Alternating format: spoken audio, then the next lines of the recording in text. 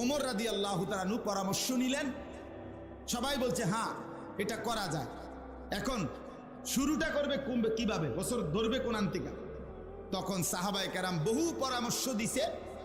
তন্মধ্যে সাহাবায়ে কেরামের বিভিন্ন পরামর্শের মধ্যে একটা পরামর্শ আসছে যে আমাদের প্রিয় নবী সাল্লাল্লাহু আলাইহি সাল্লাম মক্কা থেকে মদিনায় হিজরত করে গেছেন যেই বছর, ওই বছরটাকে ধরে, যেহেতু হিজরত নবীজির জীবনের অত্যন্ত গুরুত্বপূর্ণ একটি ঘটনা।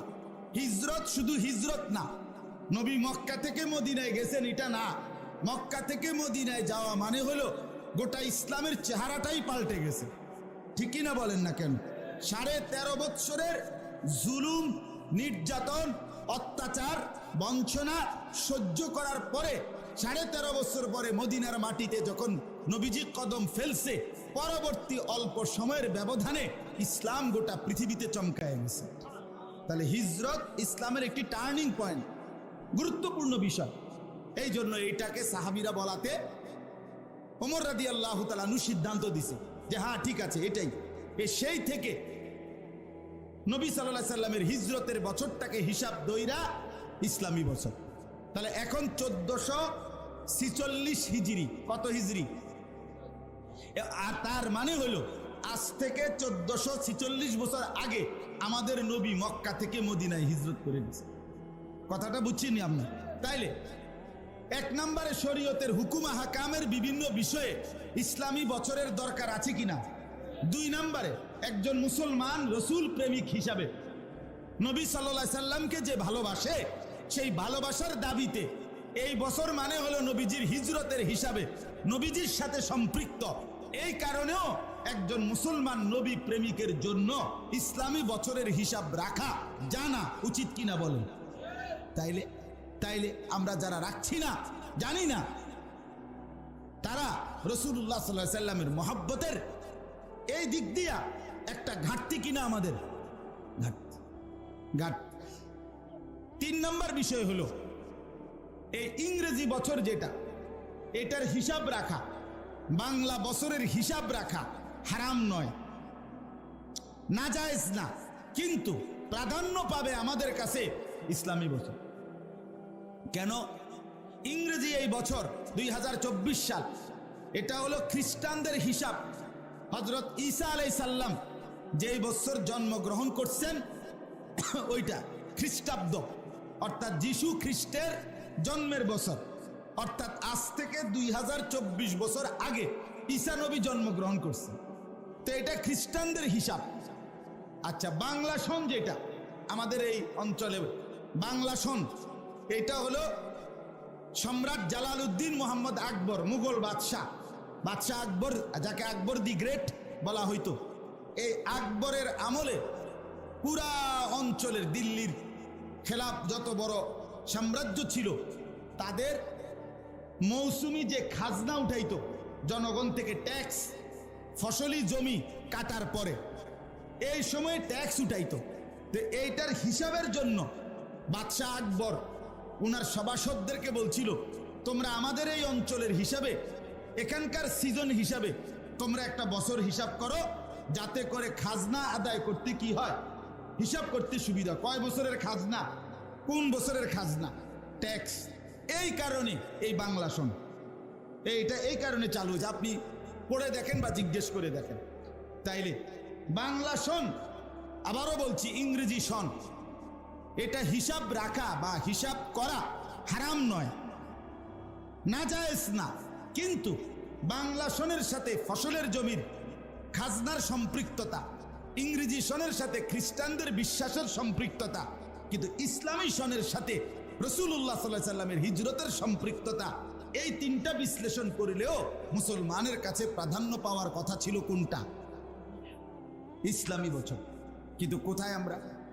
বাবের জন্ম তারিখ লেখা আছে দেখবেন ইংরেজি সন, ফুতের জন্ম তারিখ লেখা আছে দেখবেন ইংরেজি সন, ঠিক না?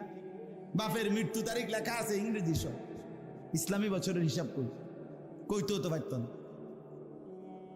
কেউ বলতেও তো পারবে এটা দরকারই না। আহা, যেটা ছিল দরকার সেটা ভুলে গেলাম, যেটা না হলেও চলতো সেটা খুব মনে রাখ। এই হলো আমাদের জিন্দেগি। দুশ্মনের অব্যাহত প্রচারণা।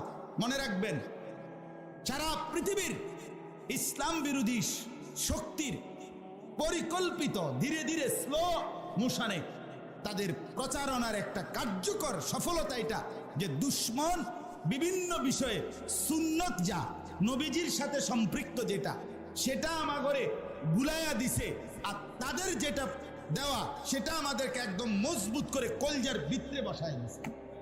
মানে কি, যেমন একটা 6 বছরের বাচ্চাও আর 90 বছরের বুড়াও উনি ব্রাশ এবং টুথপেস্ট এটা চিনতে কোনোদিনও ভুল করে না, কিন্তু মিসওয়াক হাজারো লক্ষ মুসলমান রাসূলুল্লাহর এই সুন্নাত চেনেও না, বোঝেও না, গুরুত্বও দেয় না, ভুলে গেছে সুন্নাতকে, মনে রাখছে ব্রাশ আর টুথপেস্ট।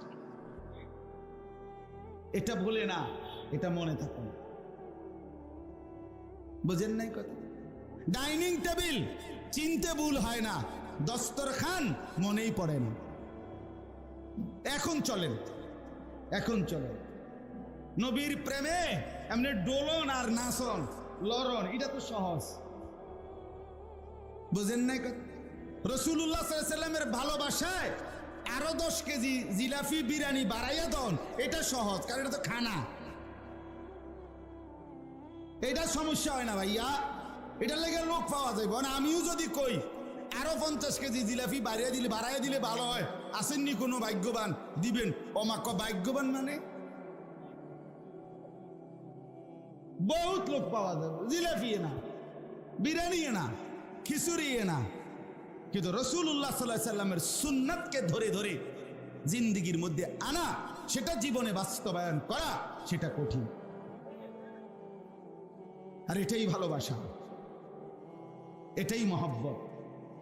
তাইলে দস্তরখান আপনি চলেন হাইটা ঘুরে মুসলমানের ঘরগুলোতে জিজ্ঞাসা করে দেখেন, চাচা আপনাদের দস্তরখানটা দেখান তো।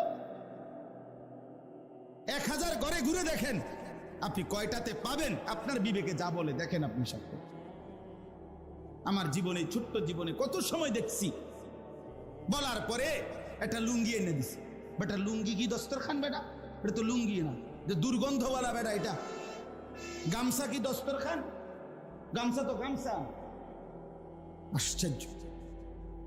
তার মানে মিসওয়াক চিনলই না, অথচ রাসূলুল্লাহ সাল্লাল্লাহু আলাইহি ওয়াসাল্লাম যেদিন এই পৃথিবী থেকে ইন্তেকাল করেন, বিদায় নেন, মালাকুল মউত আজরাইল যেদিন নবীর রূহ কবজ করছে, খোদার কসম বাপ, আল্লাহর কসম, নবীজির হাতে শেষ যেই আমলটা ছিল, আমাদের নবী শেষ নবীর শেষ আমল কি? মিসওয়াক। আখিরি নবীর আখিরি আমল কি বলেন? মিসওয়াক। নবীজি মিসওয়াক করা অবস্থায় নবীজির জান চলে গেল। রাসূলুল্লাহ সাল্লাল্লাহু আলাইহি ওয়াসাল্লামের শেষ আমল ছিল। কেন ভুলে গেলেন? কেন মন চায় না মিসওয়াক করতে? ব্রাশ কেন ভুল হয় না বলেন মুসলমান? নবী সাল্লাল্লাহু আলাইহি ওয়াসাল্লাম হাদিসে আছে, নবীজি বলছে, জিব্রাইল আমার কাছে যতবার আসছে ততবার কসম, নবী বলছে যাওয়ার সময় আমারে বলে গেছে, ইয়া রাসূলুল্লাহ মিসওয়াক করতে ভুলবেন না। শুধু কোরআন নাজিল করছে জিব্রাইল 24,000 বার। কয় হাজার বার? 24,000 বার কোরআনের শব্দ আয়াত নিয়ে জিব্রাইল নবীজির কাছে আসছে। যাওয়ার সময় বলে গেছে মিসওয়াকের কথা। রাসূলুল্লাহ সাল্লাল্লাহু আলাইহি ওয়াসাল্লাম বলছেন মিসওয়াকের 70টা পুরস্কার আছে। কয়টা? কথা বলেন না। 70টা পুরস্কার। 69টা পুরস্কার আল্লাহ আখিরাতে দিবে। একটা পুরস্কার দুনিয়ায় মিসওয়াকের, সেই একটা পুরস্কার হলো মৃত্যুর সময় আল্লাহ তাআলা মিসওয়াক যে নিয়মিত করবে তার জবানে কালেমায়ে শাহাদাত উচ্চারণ করায় দিবে। 80 বছর বেরস কইরা এটা মিলবে তো? হ্যাঁ, না বেরস আর আবাল হইতো না। বেরস